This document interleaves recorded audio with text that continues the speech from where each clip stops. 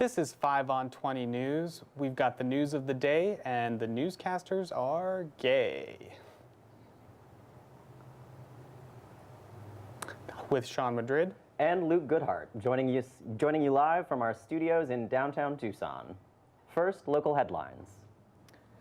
Tucson supervisors have decided to delay a vote to allow Monsanto to receive tax breaks in exchange for setting up a greenhouse in Marana. They made the decision after citizens spoke out passionately against the deal at a recent town hall. Monsanto is the largest bioengineering company in the world and has been criticized for the spread of genetically modified organisms, which some scientists say can be harmful to humans. Tucson residents showed up to the town hall to register their uneasiness with having Monsanto located so closely to their homes. The company has also been accused of harming the biodiversity in areas where they operate.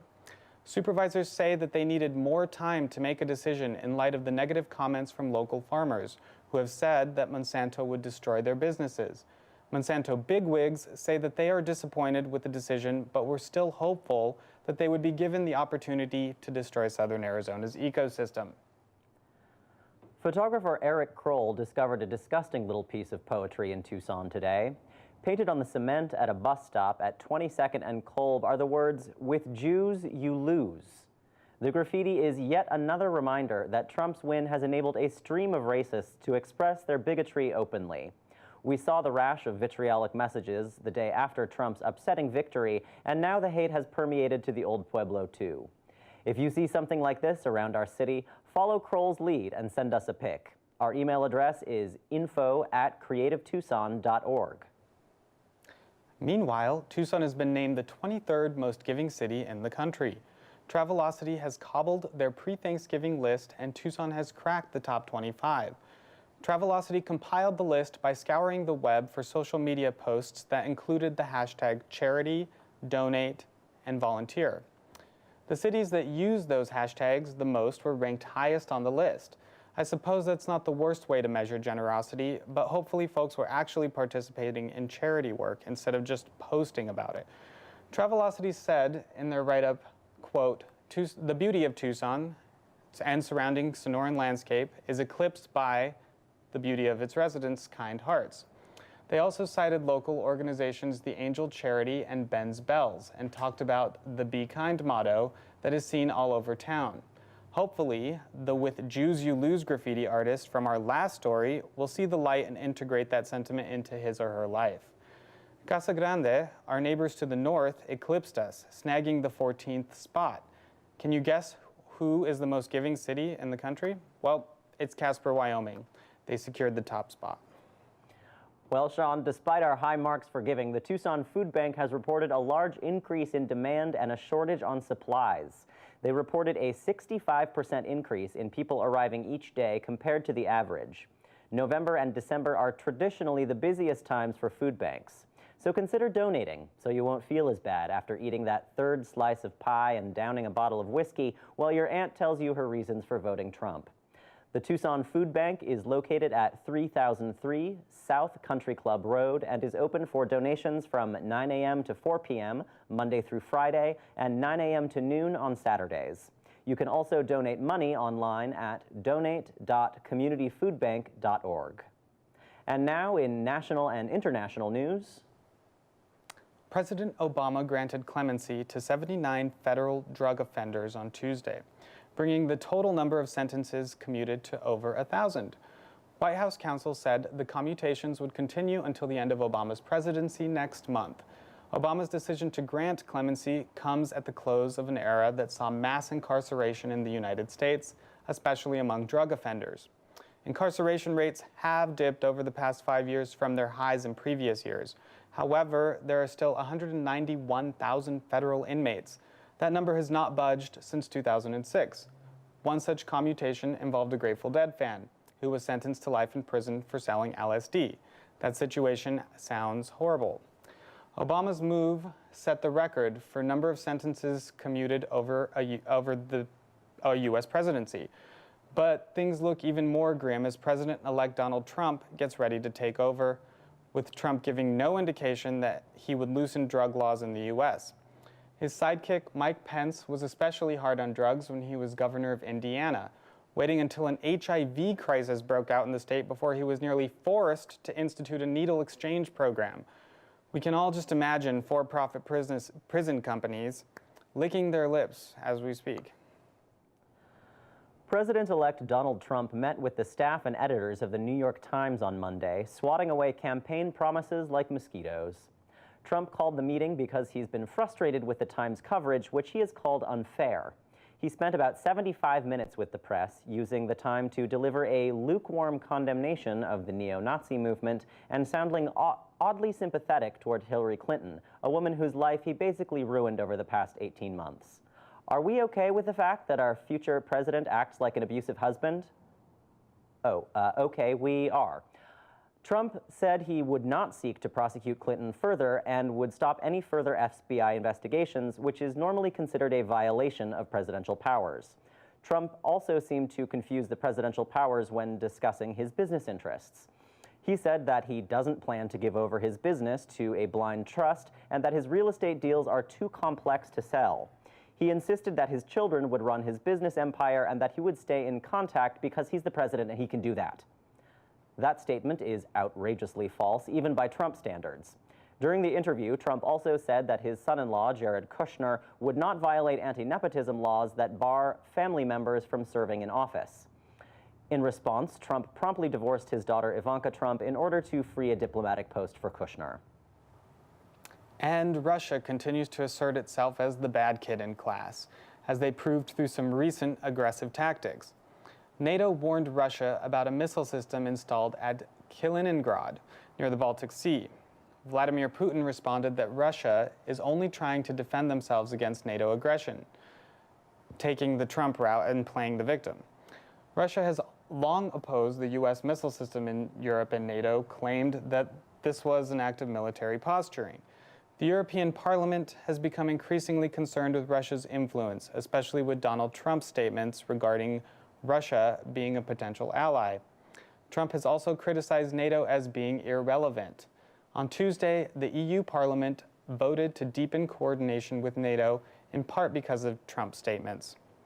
On the same day, Russia continued to smuggle jet fuel to civil war-torn Syria, defying an EU order to stop transporting the fuel through EU waters.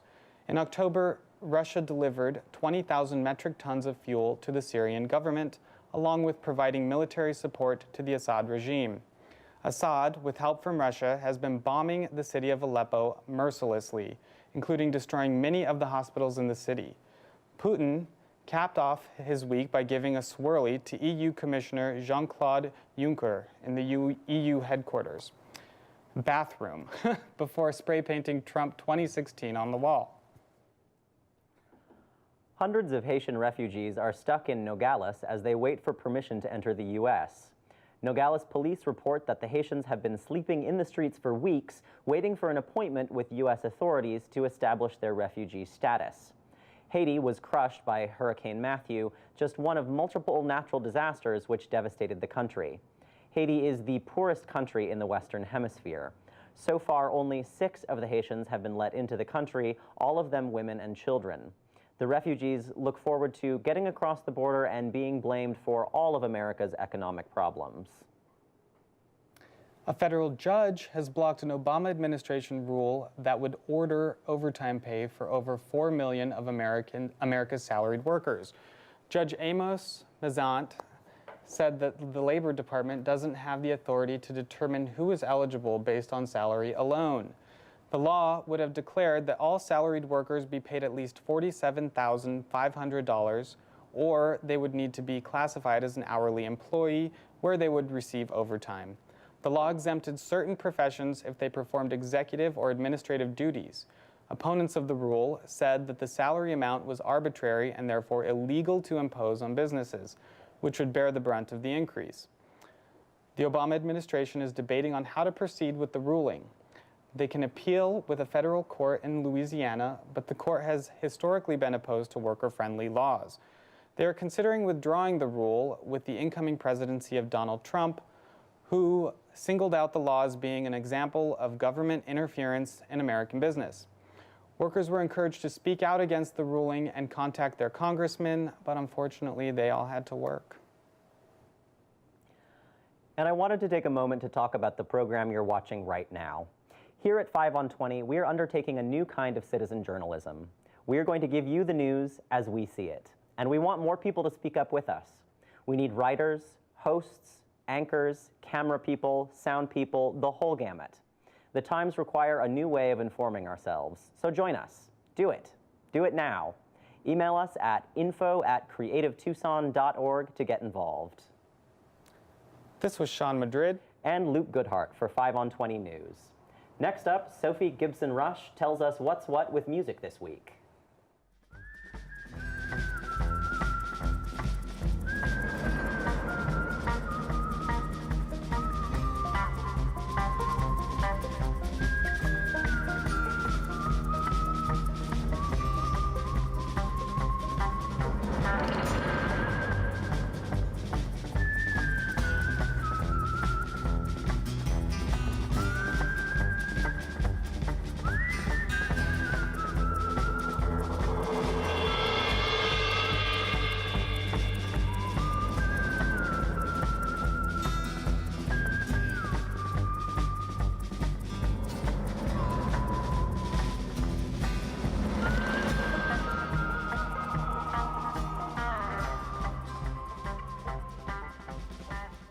Hi, I'm Sophie Gibson-Rush from KXCI, here to share with you what's curious or quality this week in local music. First of all, happy Thanksgiving, everyone. If you're not sure of your plans or if you're in the market for a surrogate family, I'd like to humbly offer dinner at my mom's house to anyone who might need it. We eat around 6. Facebook me for an address. My mom is a classical pianist, so there's always a lot of music at family gatherings. She has an odd habit of listening to funeral requiems while she cooks. You'll love it, I promise. That said, let's skip to after Thanksgiving when the musical calendar really picks up again.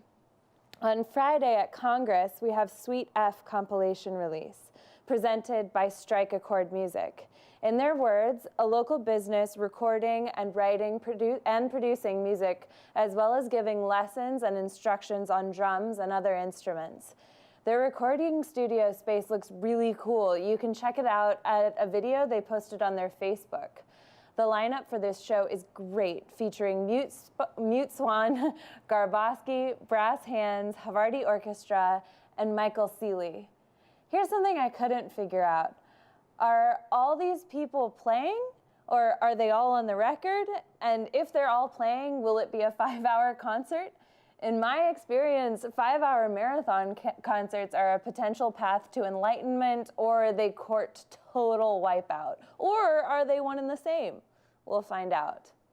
On Saturday, the 26th, Orquesta Mendoza comes home from a big old European tour to bring us tunes from their new and amazing album, Vamos a Guarachar.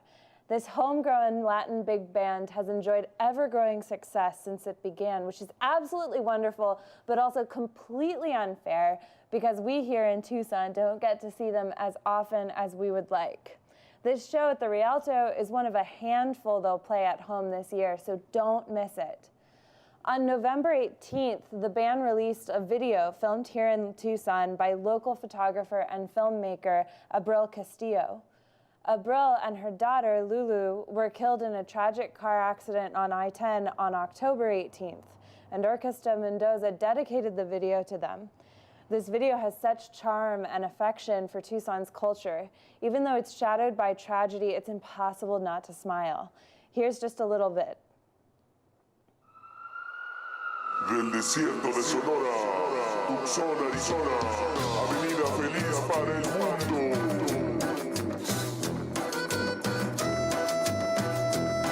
Sergio Mendoza y su orquesta.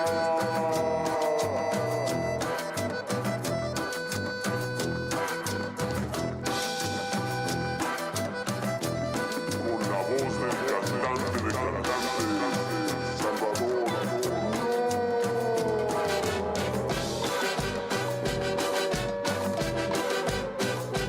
Guapa.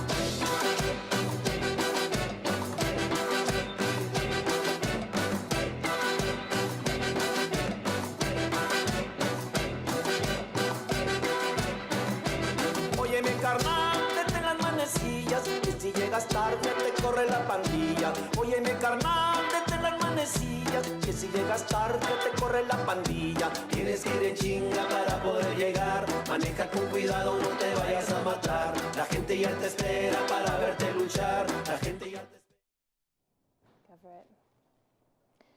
That was Orquesta Mendoza, filmed by Abril Castillo. What do you know about local hip-hop? However you answered, While You Slept, hosted by Big Maradox, promises to enrich your knowledge. This is a showcase of Tucson's underground hip-hop artists at Flycatcher on Friday. It features High Rise 1, TR3, and J Tilt. It's my sense that this genre doesn't really get its due in the desert, so getting educated and getting supportive is a good place to start if you want to see it grow. On Sunday, the 27th, at Congress, Gemma Ray from Berlin, touring under her new album, The Exodus Suite. She describes herself as pop noir, and the music is heavy and fanciful with elements of Bjork and classical westerns. Opening for her is Tucson's own Karima Walker. Karima performs completely solo, and the first time I saw her play, she transformed a group of rambunctious drunk kids into a respectfully silent crowd of devotees. Her voice is something else, like it comes from the top of a mountain or deep in the forest, or she steals it from the wind. Karima is definitely one to watch, if not for fame, for innovation.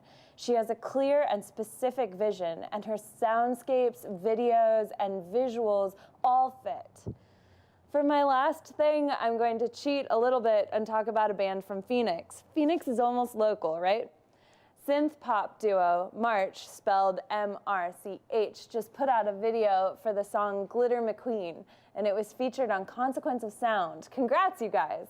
The video is fun and strange, and sometimes we just really need to go out on a great pop video. Have a happy Thanksgiving, everyone, and enjoy March.